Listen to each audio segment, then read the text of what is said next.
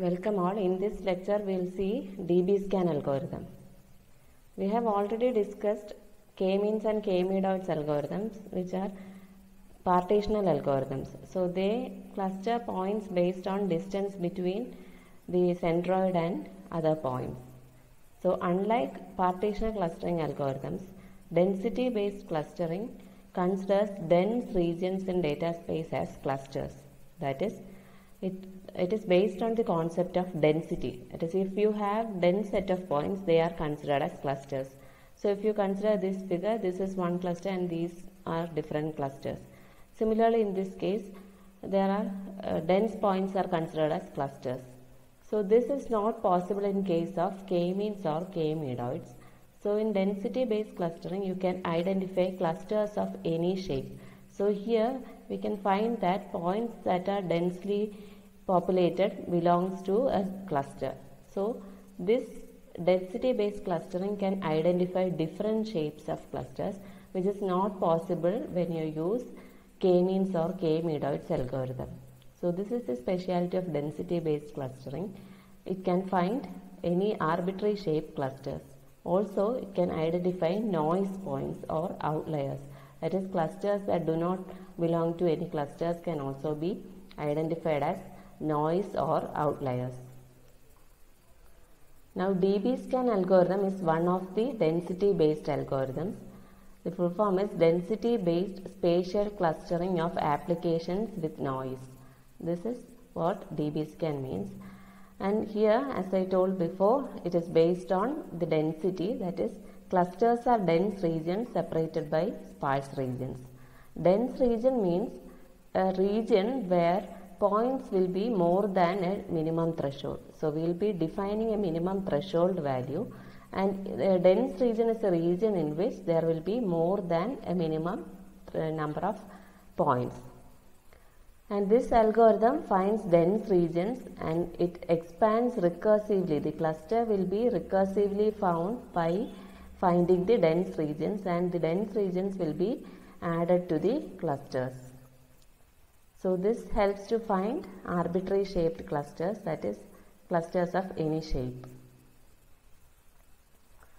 So in this algorithm, there are two parameters that are used. One is epsilon, that is the radius of the neighborhood region, and another is the min points, which is the minimum number of points that should be contained in a neighborhood. So these two are parameters that are specified by the user. So for defining a dense connected region or a dense region, we need these two parameters. So epsilon is the neighborhood region, that is the radius of the neighborhood region, and minimum points is the number of points that should be contained in the neighborhood. Now we will define a core point. A core point is a point that has minimum number of points including itself within its epsilon neighborhood. So epsilon neighborhood and min points are user defined parameters, and if a point has minimum number of points within its epsilon neighborhood, it is said to be a core point, and this forms the main pillar of the dense region. The next one is direct density reachable. Consider a core object Q and an object P. This P is said to be density reachable from Q if it is within the epsilon neighborhood of Q. So Q is a core object, it has an epsilon neighborhood. If P is within its epsilon neighborhood, it is said to be directly density reachable from Q. And density reachable means two points are said to be density reachable if there is a chain of directly density reachable points between these two points. So if we have a chain of directly density reachable points between two points, they are said to be density reachable. Now density connected means two objects P1 and P2 are density connected if there is an object Q such that both P1 and P2 are density reachable from Q. Now border point is a point that is not a core point, but it is directly density reachable, but it does not have sufficient min points in its epsilon neighborhood. So a core point will have minimum number of, that is at least minimum points in its epsilon neighborhood, but border point will not have sufficient min points in its neighborhood, but it is direct density reachable. And noise points are points that are not reachable from any other point. So they do not belong to any cluster and they are considered as outliers and can be removed. So there are three types of points: core points, border points and noise points. Now let us see these concepts with an example. Consider min points is 3 and epsilon neighborhood is this radius. So here we have 3 points P, M and Q. So P has, consider the neighborhood epsilon, this is the epsilon neighborhood of P. P has 1, 2, 3, 4. 4 points in its epsilon neighborhood, that is including itself. P is a point and there are 3 other points. So there are 4 points, that is it satisfies the minimum min points count. So P is a core point. Similarly, M is also a core point because M has 1, 2, 3, 4, 5. 5 points in its epsilon neighborhood. So M and P are core points here. Q is not a core point because Q has only 1 point in its epsilon neighborhood. Now Q is density reachable from P because Q is directly density reachable from M and M is directly density reachable from P. So we can say that Q is density reachable from P.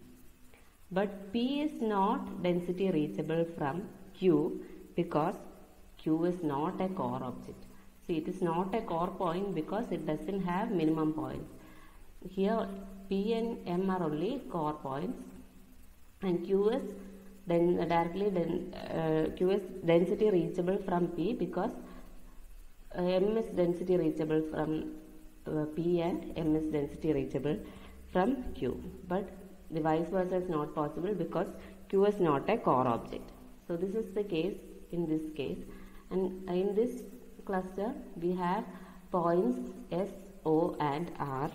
Here O is a core point because it has 1, 2, 3, 4. 4 core points, 4 min points in its 4 points in its neighborhood, that is it satisfies the min points count. Also R has 1, 2, 3, that is exactly 3 points. So it has at least min points, that is including itself, so it is also a core point. Now R and S are density reachable from O. And O is density reachable from S. So O, R and S are densely connected. Let us see the algorithm now. So input is the dataset containing n objects and epsilon is the radius parameter and min points is the neighborhood density threshold. So epsilon is the radius in which we will be checking for minimum points and minimum points is the number of points that should be there in the neighborhood of a point. That is the epsilon neighborhood should have at least min points number of points. So and we will get a set of density based clusters, that is the output of this algorithm. So first step is to mark all objects as unvisited. So all data points are considered as unvisited and randomly select an unvisited object P. So consider object at random and mark it as visited. So now P is the object under consideration and we have to check the epsilon neighborhood of P whether it has min points objects. So consider P and check the epsilon neighborhood. If it has minimum number of points in its epsilon neighborhood, then create a new cluster and add P to that C. And let N be the set of objects in the epsilon neighborhood of P. So when we consider P, there will be at least there will be some points that are there in the epsilon neighborhood. Let that be N. Now we have to consider all the objects in N. So for each point in N, P dash in N, if P is unvisited, then we have to mark it as visited and we have to repeat this procedure. That is, we have to check the neighborhood of epsilon also and check whether it has minimum points in its epsilon neighborhood. If so, it can be added to N. So this is repeated and if some P dash is not a member of any cluster, then we can add it to C. And C will be the cluster of points. Otherwise, P will be marked as noise. That is, if P has If P doesn't have minimum number of points in its epsilon neighborhood, it is marked as noise.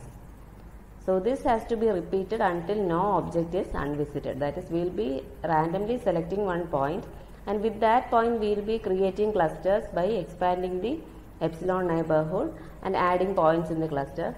And when we stop at one point, we will be picking other unvisited objects, and this will be continued until no object is unvisited. So points that are not in the epsilon neighborhood of any point will be considered as noise, and it will be marked as noise. So this is how the algorithm works. Now let us see the example once again. So this is the minimum, this is the epsilon neighborhood, or the radius in which we will be checking the number of points of a point. Now the red circles and the red points are the core points. So here we have chosen min points as 4. So when you check these red points, all of them are core points, because they have 4 points in their neighborhood. That is, they all have exactly 4 points. Even if more than 4 points, it can be a core point. But as all of them have 4 points in their epsilon neighborhood, they are core points. If you consider yellow, yellow doesn't have 4 points in its epsilon neighborhood. So it is so this is the epsilon neighborhood of yellow. Here yellow has only 1 point in its epsilon neighborhood other than itself. So number of points is 2. So it is not a core point, but it is a border point. Similarly, this yellow circle is the epsilon neighborhood of this yellow point. Here there is only 1 point other than this point in its epsilon neighborhood. So yellow is also a border point. And if you consider blue point, there are no points in its epsilon neighborhood. So it is considered as a noise or outlier. So starting from an arbitrary point, we will be expanding the epsilon neighborhood and checking for points whether they are in the epsilon neighborhood or not, and keep on adding the points to clusters. Now let us see the comparison with dbScan and k-means. So if you have a data set like this, dbScan will give you result like this. That is, this blue circle, blue ring and yellow ring will be clustered like this in case of dbScan. But if you perform k-means algorithm with the same data set, you will get a partition like this, because it is based on distances. So it will give you a symmetric shape of clustering. So this will be this will be belonging to one cluster, and this blue set of points will be belonging to another cluster. But this is actually the cluster that we want. So this arbitrary shaped cluster cannot be detected by k-means. K-means will produce a clustering result like this. Similarly, in this case, these two clusters will be returned by dbScan, but k-means will produce a clustering like this. This orange points and yellow points. This will be the shape of cluster that k-means returns. So that is a basic difference between density based clustering and partitional clustering like k-means. So the partitional clustering algorithms fail to identify these type of arbitrary shaped clusters.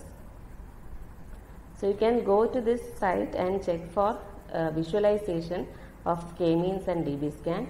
There are different types of shapes that have been included in this site. You can check how the clusters are built. There is a nice visualization of dbScan and k-means. You can check this in this site.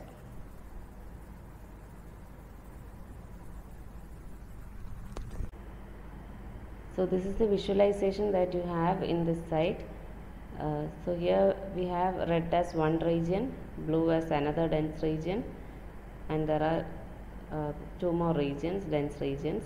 So this forms a smiley face. This can be detected using dbScan algorithm.